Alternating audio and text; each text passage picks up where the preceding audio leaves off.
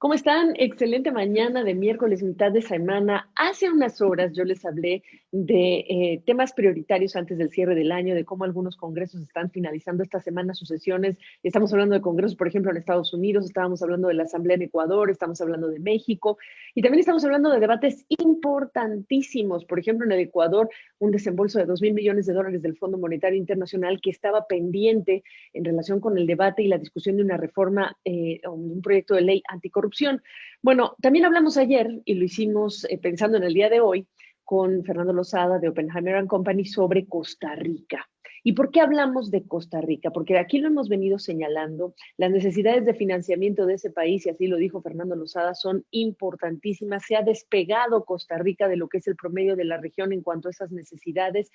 Y también estamos hablando de un país que necesita dinero y que en casa necesita el gobierno hacer la tarea. Y eso quiere decir que se metan las cuentas en una ruta de estabilización. Vamos a hablar del tema y yo hice todo este prólogo porque siempre que lo traigo, mi estimadísimo Juan Carlos Hidalgo, en su función en un momento dado de Cato Institute, como colaborador de CNN y ahora como un analista de políticas públicas de Costa Rica, invitado de la casa siempre, pues siempre que te traigo, y tú lo sabes muy bien, eres una ficha que genera polémica. Y genera polémica porque tus ideas, digamos que son no voy a decir radicales, Juan Carlos. ¿Cómo definirías tus ideas incluso? Me da curiosidad después de todo lo que oyes a la gente, bueno, decir para bien y para mal. Buenos días, Gabriela. Bueno, yo diría que en un país acostumbrado a lo que aquí llamamos el nadadito de perro, ¿verdad? Obviamente mis ideas son un poco más ambiciosas de lo que ha acostumbrado el medio, ¿verdad? Por eso es que tal vez generan un poco más de controversia. ¿Y ambiciosas en qué sentido? Ambiciosas en que este país necesita profundas reformas estructurales para salir del atolladero en el que se encuentra. Este es un país que, Gabriela, en mi posición en el Cato Institute tuve la suerte de viajar por toda América Latina y puedo dar fe de que Costa Rica es uno de los países que la tienen más fácil comparado con los vecinos por muchas cosas coyunturales o muchas decisiones buenas que hemos tenido en el pasado y que han hecho de Costa Rica un país de cierto nivel en la región. Sin embargo, en los últimos 10 años vamos como el cangrejo. Es un país que se está empobreciendo, es un país ahora que tiene altísimos niveles de desempleo, creciente y desigualdad. Uno de cada 3 costarricenses vive en la pobreza y eso es inaceptable para un país como Costa Rica. Sí y solo sí se pusieran de acuerdo, pues quienes están en el gobierno, de que coinciden contigo y que la manera de llegar a un mejor escenario, pues es recortando gastos, si quieres permitirme entrar por ahí, porque la razón de traerte y de haber hablado con Fernando Lozada era de poner la conversación ya en un punto. Y el punto es, se necesita hacer la tarea, se necesita reducir el gasto, pero también se necesita negociar en medio de la pandemia, del colapso económico, etcétera. Lo que sí podemos reportar es que la oposición le ha negado al gobierno pues el permiso para que contrate un crédito con el Banco Interamericano de Desarrollo, una historia medio similar, habíamos hablado tú y yo en relación con la necesidad o no de traer a la mesa al Fondo Monetario Internacional, que aquí yo ya no sé si se dice necesidad o ya es indispensable. Sí, ya la Asamblea Legislativa cerró sesiones por el resto del año, así que ese crédito con el BID se va a perder. Era un crédito por $250 millones. Lo que pretendía este crédito era un crédito de soporte presupuestario, es decir, tratar de cambiar deuda interna cara por deuda externa barata. Las tasas de interés a nivel externo y principalmente agencias como el BID son mucho más bajas que las tasas de interés que se está pagando el gobierno aquí en el mercado local. Entonces, si lo analizamos únicamente desde el punto de vista de este crédito, efectivamente fue una mala decisión de la oposición, de la Asamblea Legislativa, oponerse a este crédito. Pero si ya lo vemos como parte de la big picture, como dicen en Estados Unidos, vemos todo el bosque y no solo este árbol, efectivamente la posición de la oposición tiene cierto mérito. En el tanto, el gobierno ha venido recurriendo a estos canjes de deuda, si se puede decir, ¿verdad? Utilizar créditos de organismos internacionales para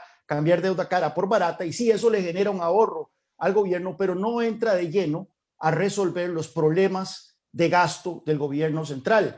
Recién tuvimos una batalla presupuestaria aquí en el país, donde el partido de gobierno se opuso ferozmente a recortes presupuestarios propuestos por los partidos de oposición e incluso intentó utilizar el ahorro producto de créditos anteriores para bajar la deuda, para bajar el déficit. Trató de gastar ese dinero en cosas nuevas. Entonces, esto da a entender, esto deja muy claro más bien, de que esta administración no tiene una vocación de recorte de gasto y lo que busca con este tipo de canjes de deuda, ¿verdad?, de estos créditos, simplemente es patear la bola y entregarle las llaves del gobierno, las llaves del país, ¿verdad?, al próximo gobierno con una situación fiscal igualmente comprometedora o quizá más. Es decir, que se repetiría la historia de que no se hace la tarea de llevar las finanzas públicas a mejor puerto. El año próximo es año electoral, ¿no es así?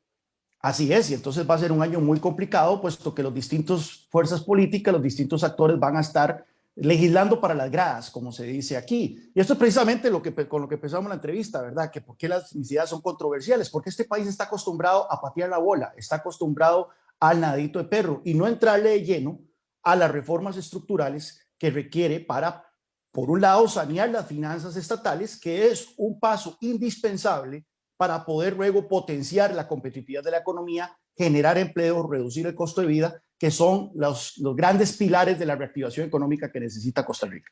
En otras palabras, estar cambiando deuda barata, abaratando el costo de la deuda, como dice Juan Carlos, en un ambiente además en el que las tasas de interés afuera están por el piso y que hay dinero importante, pero si no hay confianza de los inversionistas, pues con qué vas a atraer a esta gente, pues es una parte de la situación o de la receta. El resto de la fórmula hay que complementarla con esas medidas que estás hablando de recorte de gasto, de sincerar gasto público. Sí, o sea, esto representa un ahorro de 13 millones de dólares, lo cual no es despreciable, pero es una gota en el mar comparado con el gran problema fiscal que tiene Costa Rica y en donde el gobierno no ha cumplido con sus promesas en otras áreas, no ha cumplido con sus promesas en materia de reforma institucional, de ver las más de 330 instituciones públicas que hay en Costa Rica, ver cuántas de ellas requieren ser cerradas, cuántas de ellas requieren ser fusionadas, cuántas requieren ser replanteadas. Pues bueno, eso lo prometió el gobierno desde que se aprobó la reforma fiscal del 2018, no se ha presentado absolutamente nada al respecto.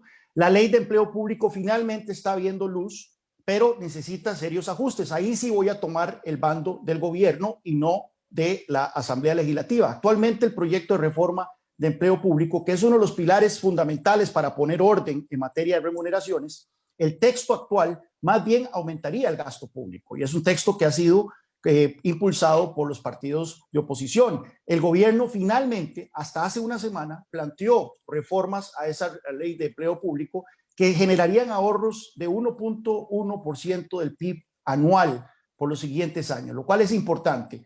Y yo creo que entonces ahí sí es bastante imperativo de que la oposición y el gobierno trabajen juntos en modificar esa reforma en ley de empleo público con las especificaciones que está planteando el Poder Ejecutivo.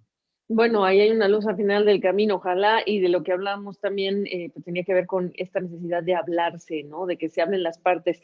¿Cuántas oficinas me dijiste que hay de gobierno? Más de 330 ¿Para para un un país de cuánto? país de 5 millones de habitantes. Entonces, por ejemplo, tenemos 3 instituciones en Costa Rica dedicadas a la vivienda. Tenemos 2 instituciones que administran puertos, uno para el Caribe y otro para el Pacífico.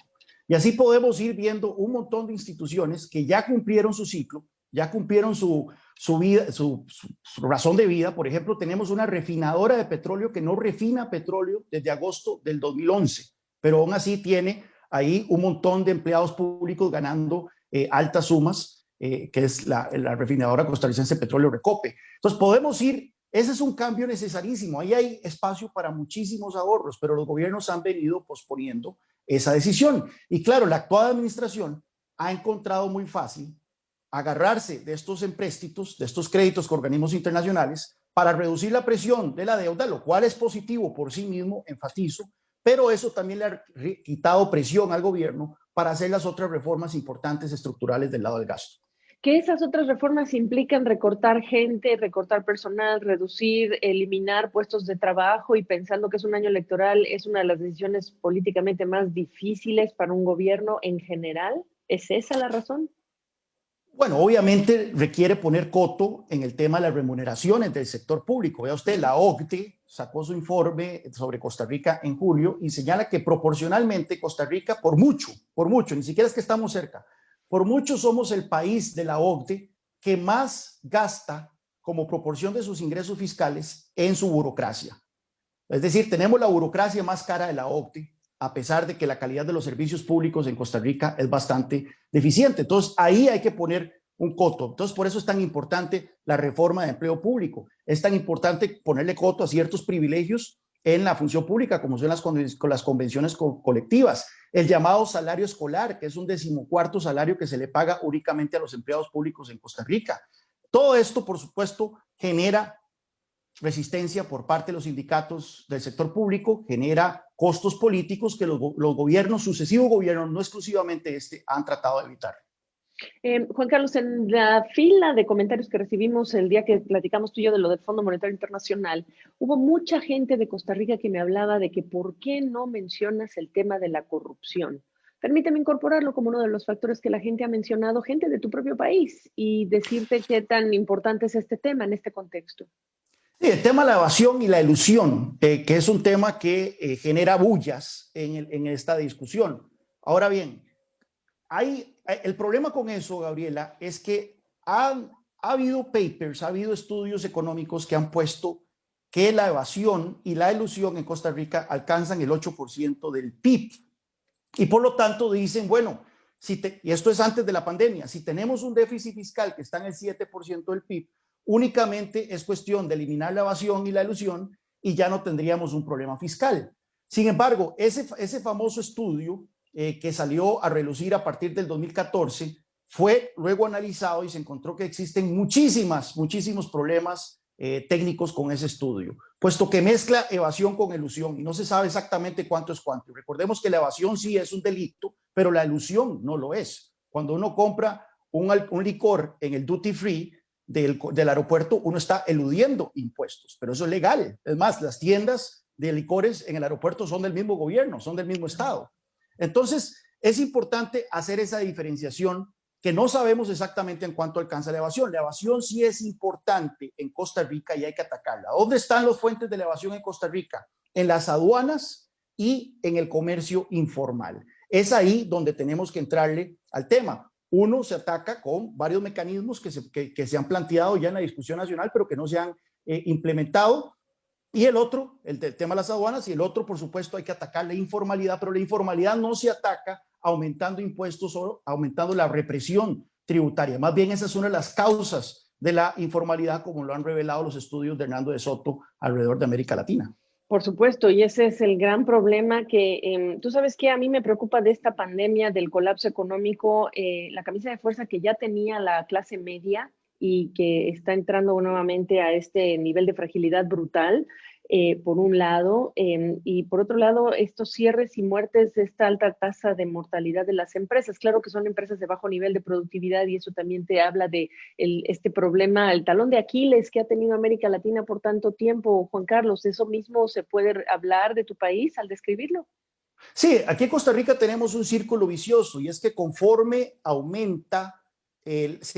conforme se deteriora la situación fiscal del gobierno, existe esa presión por aumentar impuestos, se aumentan los impuestos y eso entonces aumenta la informalidad. Y recordemos que antes de la pandemia la informalidad está en el 46%, así que estaba altísima. Empezamos la década con una informalidad del 33%.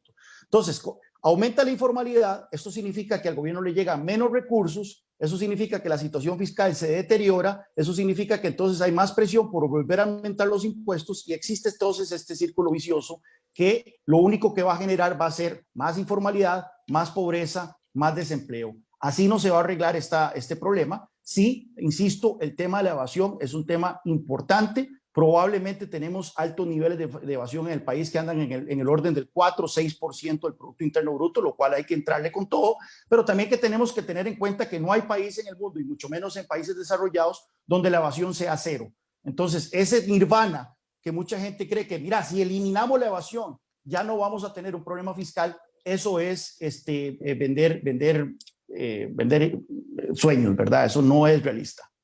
Qué bueno que lo dices, porque efectivamente es imposible hablar de ese escenario perfecto, pero al final del día lo que sí se busca es reducirlo. Juan Carlos Hidalgo, ya se fueron los asambleístas, los legisladores, pues, para lo que resta del año, y tú hablabas de patear la pelota. Déjame cerrar esta conversación preguntándote entonces, Si ya se pateó la pelota para el próximo año, ¿cómo abre 2021 en función de lo que no se está haciendo en 2020?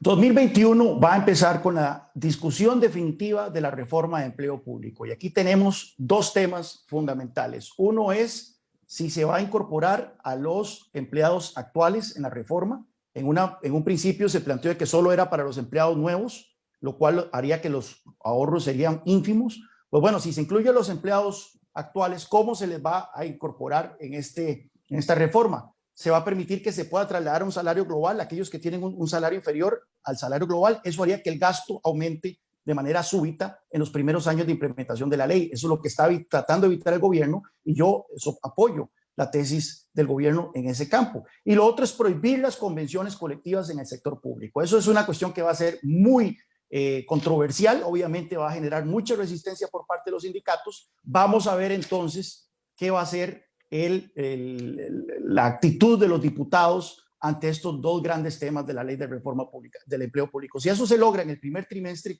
creo yo entonces que sí hay razones para tener esperanza sobre la voluntad de los distintos actores políticos, no solo el gobierno, sino también la Asamblea Legislativa, para por lo menos sacar del tablero eso y obviamente ya va a ser pedirle peras al olmo, pedir otro tipo de reformas estructurales en un año electoral. Sí, definitivamente, que nadie se confunda, que no se puede todo en años electorales, desafortunadamente, y a veces se pueden cosas que no deberían, pero así son las situaciones. Juan Carlos Hidalgo, déjame cerrar ya nada más para pedirte, quienes te malinterpretan, ¿qué les dices hoy para cerrar? Y ayúdame a cerrar este 2020, aquí, por cierto, año en el que yo te agradezco mucho tu presencia, tus esfuerzos, tu perspectiva, y toda la polémica que has generado, porque siempre nos haces reflexionar, todas las ideas distintas hacen reflexionar si es que la gente realmente quiere un futuro mejor. Para quienes te malinterpretan o te malentienden, ¿cómo los acercas a ti, a tu manera de pensar? Bueno, el tiempo ha dado la razón a lo que yo he venido diciendo, ha dado la razón sobre la ¿Sí? necesidad de ponerle coto al tema de las remuneraciones en el sector público, ha dado razón sobre la naturaleza del salario escolar en Costa Rica. Por muchos años se pensó que el salario escolar era un ahorro que hacían los empleados públicos y que se les entregaba en enero. Ya finalmente, gracias a la insistencia de este servidor y otras voces, se logró determinar que el salario escolar no es un ahorro, es un 14º salario que se le paga a los empleados públicos y por lo tanto el gobierno está planteando ahora meterle un impuesto de renta porque actualmente no se le grababa con impuesto de renta. El tema del impuesto a las grandes cooperativas en Costa Rica, recordemos que eso lo hemos hablado en este programa, Uh, pues bueno, parece que el gobierno lo va a plantear en su reforma también que se le va a presentar al Fondo Monetario Internacional. Entonces así podemos ir rubro por rubro, viendo que sí, muchas de las cosas controversiales que yo he dicho en este programa, que han generado mucha roncha en el debate político nacional, al final de cuentas, el tiempo ha dado la razón a lo que he dicho y que ahora se está planteando incluso por un gobierno de un partido político que históricamente se ha resistido a hacer estos cambios. pues ahí lo tienen ustedes. Y la verdad sí, ¿eh? Yo tengo muchos años de conocer a Juan Carlos Hidalgo y realmente la gran parte de las ideas que ha tenido y sugerencias con su país, pues sí ha generado roncha, como dices tú, pero al final del día es lo que van a tener que hacer o lo que han tenido que hacer o lo que han tenido que reconocer las autoridades y ya no, ni siquiera decimos que lo reconocieron y lo cambiaron, pero al final del día sí lo reconocen. Gracias, Juan Carlos Hidalgo. Siempre es un gusto tenerte en este espacio. Muchísimas gracias, Gabriela. Feliz año nuevo. Igualmente para ti.